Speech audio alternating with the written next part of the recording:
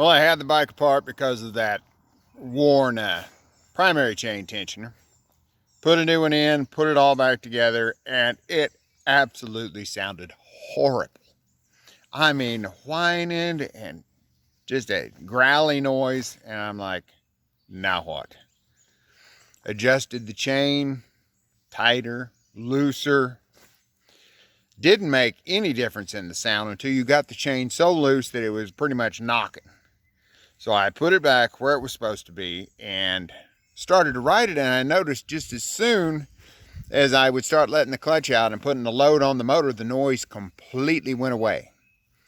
You let off, you go ahead and pull the clutch in. Now, in and out on the clutch made no difference in the noise, but I put it in gear, took off, and as long as it was under a load, no noise. You let off, decelerate, your noise is back. So it was just the chain rubbing on that new tension block.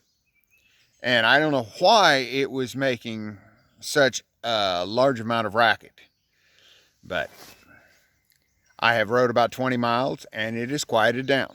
It's a little better than it was before with the old tensioner, still not really good, and the motor's still pretty freaking noisy, but I'm just going to ride it till something blows up because it's never got any worse. But yeah, I was really surprised that that tensioner was that noisy brand new. Now, I did get a Drag Specialties tensioner because that was the only one I could get quickly, because none of the local dealers, you know, by local, I'm talking 100 miles, none of them had a tensioner for a Sportster. I don't understand that.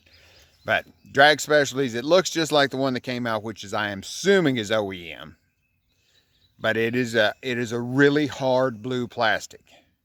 I'm thinking I may order one from Harley Davidson. I didn't do that before because it no telling how long it'll take to get from them. But I may get one just to compare it and make sure, because it's only like 25 bucks from Harley. But this one is in there. Now it's quieted down. But man, it was annoying there in the beginning and kind of like, I hate this bike. But now I'm back to loving it. And what I wanted to make a video of is, while I had it apart, I did some paint work. Check this out. Blacked out the case and the swing arm, and I absolutely love it. I think it looks dang sharp, especially with my little, now I went with a satin black, got a glossy black derby cover there that I had on before. Went around and blacked out the case. Swing arms blacked out on this side, and I think it just absolutely looks great. Now that I've done it, I kind of debated on doing it before. Now that I've done it, it's a no-brainer. Looks better this way. I considered taking the Sportster and sanding that down to where that was aluminum, but I mean, it's half covered by the pipe, so I didn't worry about it. One of the guys that I watch, Roy Vasquez, he has got one of these that he blacked out. He sent me the link to his video, which I'm going to include the link in the description on this, because he has got a seriously cool bike.